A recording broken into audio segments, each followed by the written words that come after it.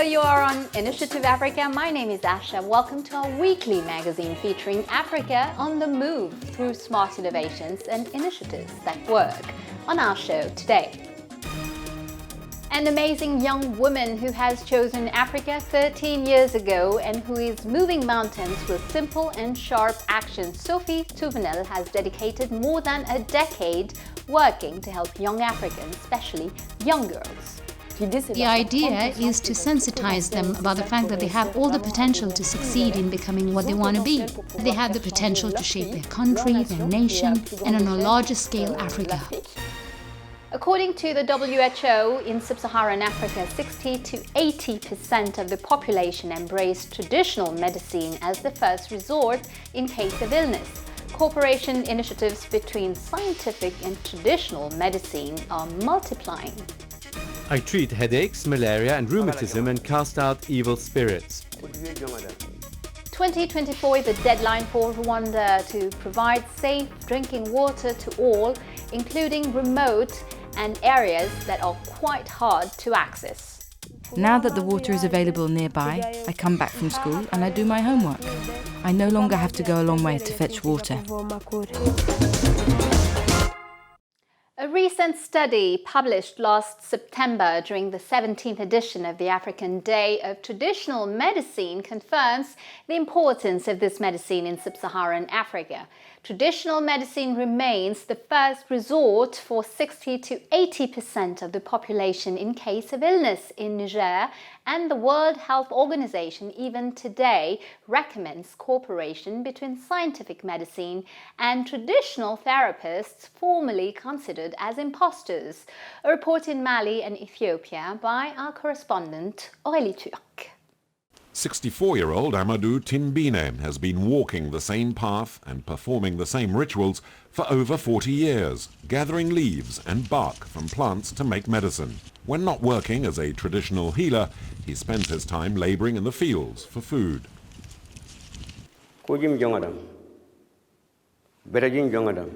I treat headaches, malaria and rheumatism and cast out evil spirits.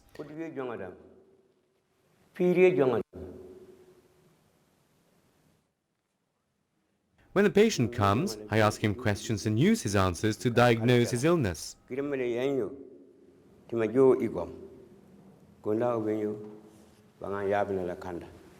was taught by his father, and Timbine is now himself a patriarch in his hometown of Bandiagara. The locality, founded by his ancestors, is 700 kilometers from Bamako, the capital of Mali. The healer is a Dogon, a people reputed for their rich culture, their mystical knowledge and their understanding of nature. Traditional therapists are said to be able to communicate with plants and animals and even derive their healing power from this communion with nature. Timbine's speciality is dealing with evil spirits. This morning he has an appointment with a young girl from the neighboring region.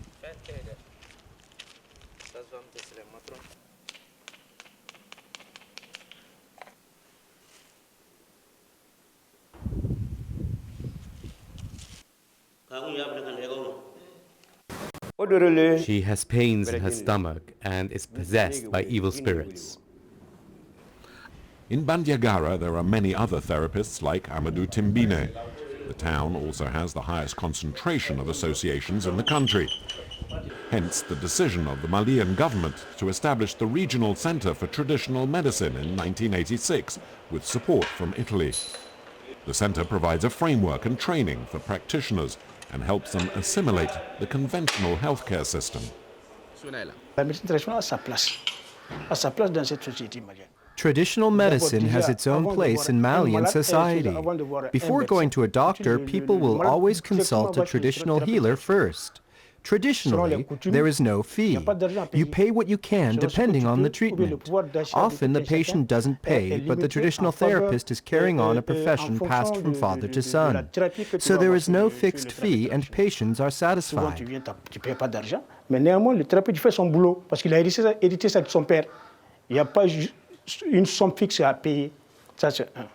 We have taught the therapist to send patients to the Associated Center for Traditional Medicine when they don't know how to treat a problem. il le conduit directement au centre collaborateur. Ce centre collaborateur, c'est quel centre? C'est le centre de médecine traditionnelle. Thanks to this association, the centre has built up a garden with 224 classified plant species. They have also been able to develop and test several medicines that have been on sale in drugstores since 1990. On a le Gastrocédal qui est efficace, que les gens utilisent.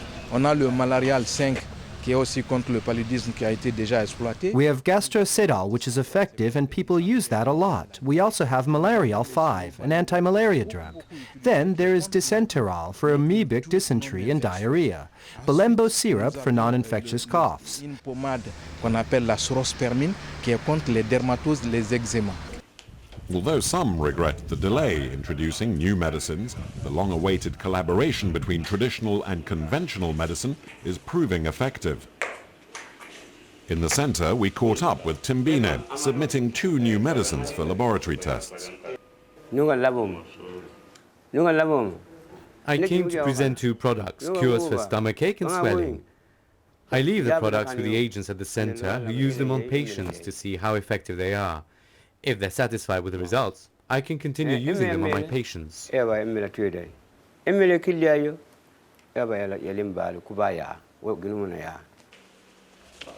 When asked about his relationship with conventional medicine, he has mixed emotions. Some doctors don't think much of us, they think we're unclean. But we've also learned a lot about treating patients from our contact with conventional medicine. Both sides stand to gain, especially as the cures for many diseases would appear to be in the hands of the traditional healers. An example of healing powers that Chiaka knows from personal experience. During our research, we came across Largamol mexicana, a plant known as Ginanite J in Bambara. The department did some extra studies on the plant, which is used in Misidougou, an area where there are now fewer serious cases of malaria. Et grâce à cette plante, on a vu que dans cette localité, il y a moins de paludisme grave.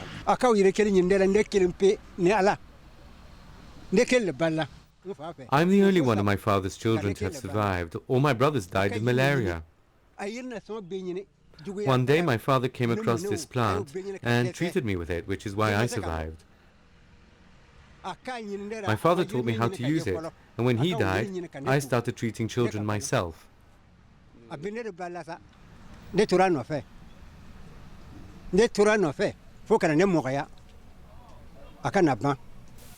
The healer's knowledge has been officially recognized, and he has even been decorated. But at 72, he is still waiting, like his younger colleague in Bandiagara, to make a living from his profession. In the meantime, they're preparing to pass on their knowledge to the next generation of traditional healers.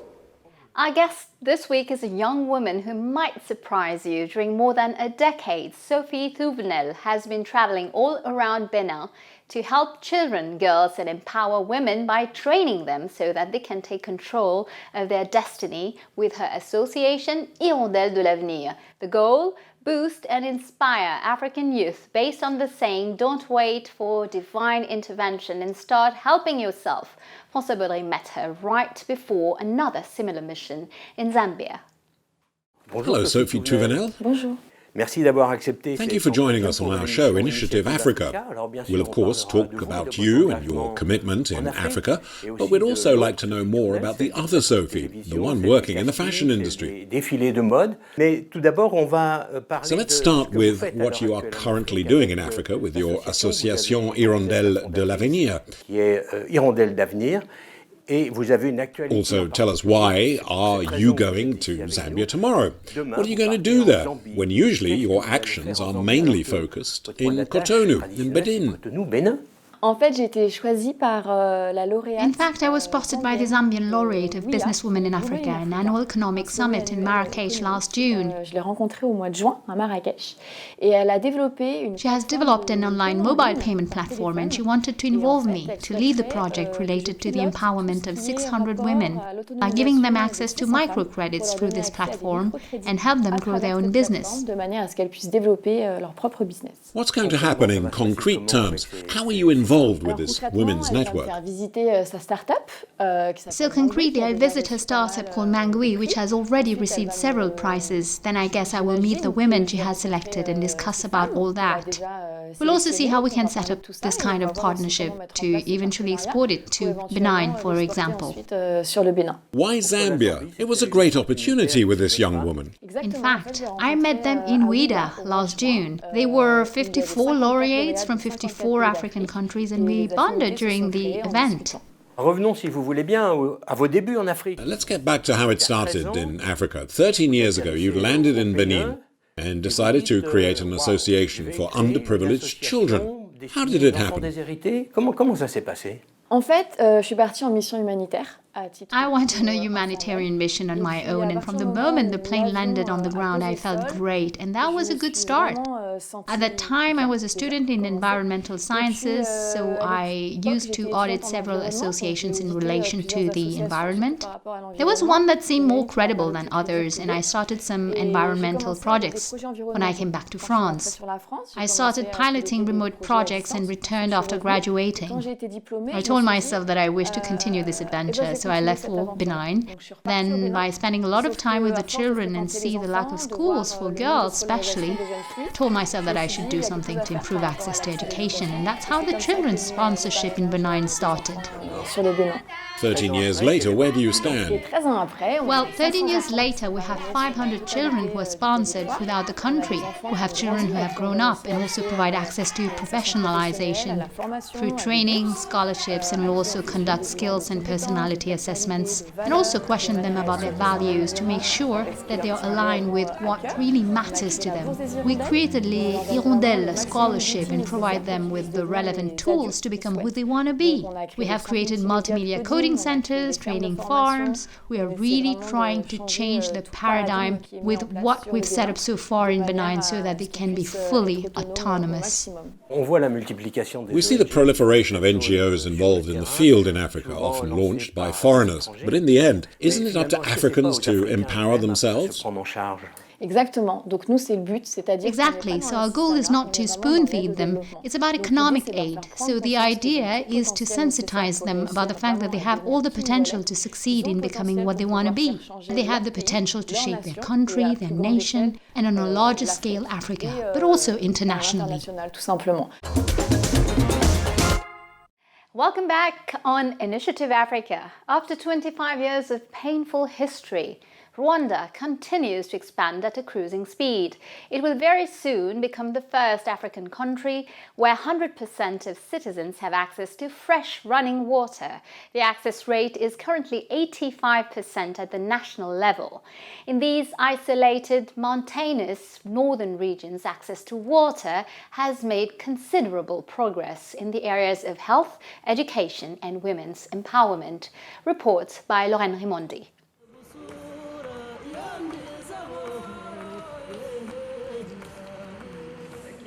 This pumping station symbolizes the great efforts made in recent years to improve access to water and sanitation in rural areas of Rwanda.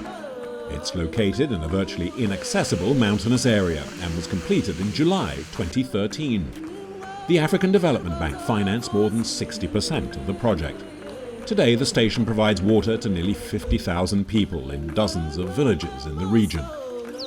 This health centre is in Tumba, a small town about 40 kilometres from the pumping station. The impact of access to water has not only helped healthcare, but also the institution's finances.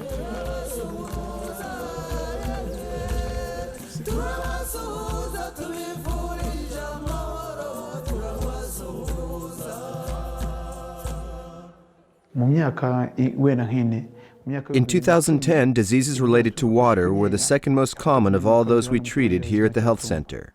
In 2011, they were still in second place. In 2012, we managed to get them down to third most common. And in 2013, when the project became operational and we had access to water, these diseases dropped to sixth place. Today, diseases related to water are in eighth place. Previously, the health centre had to fetch drinking water from more than 4 kilometres away by jerry can, each costing around 30 US cents. In 2012, the average water bill was between 48,000 and 52,000. But now the last bill I saw for March is about 9,000. That's the difference. With access to the network, the costs for water have been cut by almost $70 a year, a very large sum for this small care centre.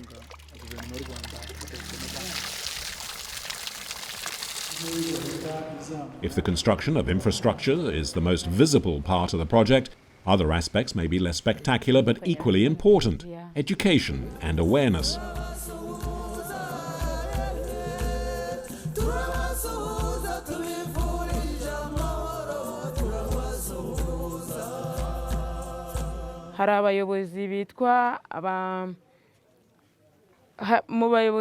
We met with the authorities here, the area leader and the local health manager, and they showed me some houses that I hadn't been to, and together we started to educate the people there. We saw that some people were well trained, but others not at all.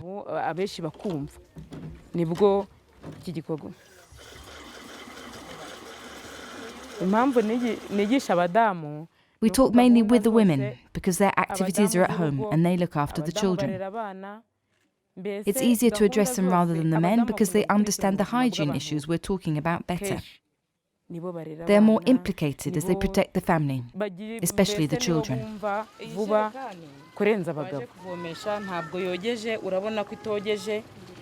Women learn to manage water, taking proper care of used containers, storage options, and different ways of using drinking water or water used for washing or cooking. With easy and regular access, the women have to change their habits without neglecting the basic precautions to avoid contamination.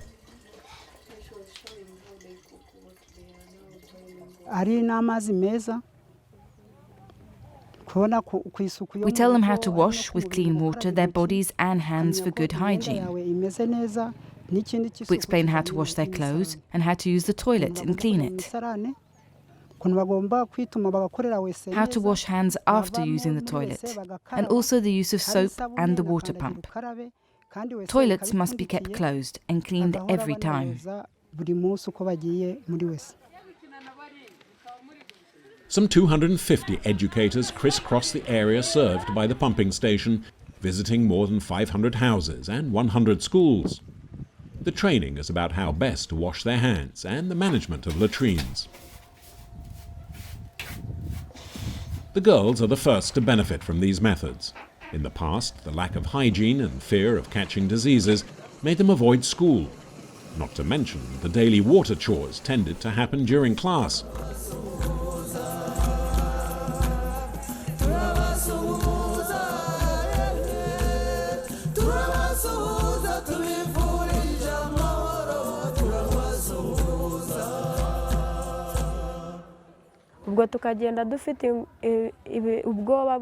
Before we were often afraid because we had to walk a long way through the forest to fetch water. Alone in the forest, the girls were scared because it took a long time. And it was also very tiring to make this trip backwards and forwards every day. When it was time to go to school, we often used to go and fetch water instead, and we'd miss whole days of class. Now that the water is available nearby, I come back from school and I do my homework. I no longer have to go a long way to fetch water. All told, more than 600,000 people now have drinking water, and 150,000 others proper drainage, thanks to the pumping station and other infrastructure projects funded by the AFDB. In the north, with its remote and mountainous regions, access to water has meant significant progress in the fields of health, education, and the empowerment of women. Now the goal of Rwanda, supported by the AFDB, is to provide 100% of the population with clean water and proper sanitation. Let's head back to the second part of this week's interview with our young leader and founder of Hirondelle de l'Avenir Association, Sophie Touvenel, who has been busy empowering African youth in Benin. I mentioned at the beginning of our interview that we'll talk about you, your commitment, but also your other life in the fashion industry. But before that, as the founder of Hirondelle de l'Avenir, what are you doing exactly? Qu'est-ce que vous faites au juste? Alors, moi, il faut savoir que je mange I eat, drink, sleep and dream about Hirondelle de l'Avenir. It's my priority every single day. The first thing I think about in the morning is Hirondelle de l'Avenir and the last thing when I go to bed. My goal is really to convey a message of mutual help and solidarity. As the founder of the association, I'm trying to set up a framework to oversee the teams on the field, as well as develop teams in France, set up the civic service and the headquarters agreement so that we can export the Hirondelle de l'Avenir model to other African countries and eventually more globally and aim bigger for optimal impact. But it all costs a fortune. Where will you get the money? I mean, it seems quite simple. Ça a l'air simple. Le parrainage s'autofinance. Yes, it sounds quite simple. The sponsorship is self-financed, so each sponsor, we have 500 sponsors by the way, give 12 euros per month. Just do the math. Then we also appeal to companies that are looking for tax exemption or want to do a good deed. And I also want to have access to grants, so we are putting all that in place. I'm part of the Louvre incubator who is assisting me in the process to apply for these subsidies, which are much bigger amounts. What about American foundations? Yes, of course, but I'm also aiming the European Union, the FDA. I'm not afraid to go big. I know that I'm up to it, so I just go for it and that's it. The idea is really to develop it internationally and to have maximum impact. To briefly sum up your career, you were training to become an engineer in environmental sciences and you became a top model to fund your education. Vous acceptez d'être mannequin, top modèle. And it worked, and at the same time, you left for Benin for an educational program. Is that correct? Un cursus scolaire ou c'est ça, hein? Alors, plus ou moins. Alors déjà, top model, c'est un bien grand mot. Hein. J'aurais bien aimé. Yeah, more or less. Not a supermodel, just a model. I left. I wanted to do a humanitarian mission in Benin, so I went there on my own. Là-bas, c'était un parcours de circonstances. So it was a coincidence, and then from that moment, I felt invested of a mission, and I decided to go back to France to continue modeling because it's really income generating.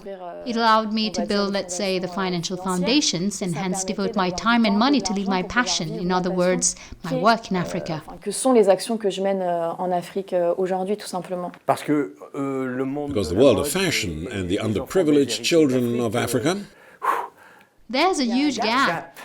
There is a gap. So how do you reconcile both? Alors j'ai réussi à fédérer des énergies parce que I managed to reconcile both because today more than 50% of sponsors are people who come from the fashion industry.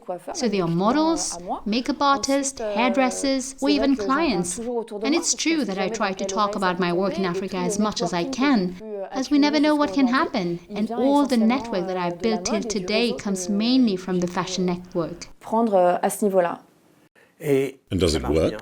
Yes, it does. People are happy. It suits them well. So when they're told, well, there's Sophie with her association, it's concrete. You can also have feedback videos from children as they have social workers who are dedicated to them. Then people say, well, why not? And then once they've experienced it, they are convinced. And thanks to word of mouth, today we have 500 sponsors. You have expanded your activities today. You mentioned something earlier, multimedia coding centers, training farms, and so on and so forth. How do you see yourself in 5 or 10 years? What are you going to be? A multinational or, on the contrary, spread out like NGOs? Non, alors l'idée, moi, je suis vraiment... What a fantastic idea. But it's about networking above all. Oui, on va rester sur le format de l'association. We'll continue being an association supported by subsidies, but we'll also develop a hybrid business model with a return on investment to become autonomous. So we'll see how to develop it, either through multimedia coding centers or the farm. That's the first thing. Multimédia de coding, soit à travers la ferme. Then our vision is that the children that we started sponsoring in 2008 become great entrepreneurs or people who want to inspire other Africans or Beninese in their respective countries. So that, of course, they take control of their economies, of their countries, and that is what we are doing. It works really well through the establishment of scholarships, by simply giving them access to entrepreneurship or other scholarships, or even professional training. Plenty of work ahead then. Yes, plenty of work indeed, but we'll succeed. One last question. You know that a lot of young people are watching you on this show, young people, young girls in particular. What do you want to tell these youngsters who have understood they are the movers and shakers in their neighborhoods, villages, or even, why not, their countries? What would you like to say to them? The key to succeed, I think, is self-confidence. So they have to realize that they have all the potential, as I said, that they are capable of absolutely anything they want. Of course, I'm here to help if they need to grow more confident, if they need to access a network. I can provide them with that. So yes, if they think I can help them, I'll do it willingly. But then, it's in their hands. In fact, each of them is already a leader at his own scale within his village, his community, but perhaps they are not aware of it yet. Thank you, Sophie. You're welcome. You were watching Initiative Africa. Well, that's it for today. If you want to catch the show again, tune in people-television.com, and we're back again next week, same time, same channel, with Business Africa, your appointment with the African economy. Stay tuned and send us your feedback on Twitter using the hashtag Initiative Africa TV show. Bye-bye.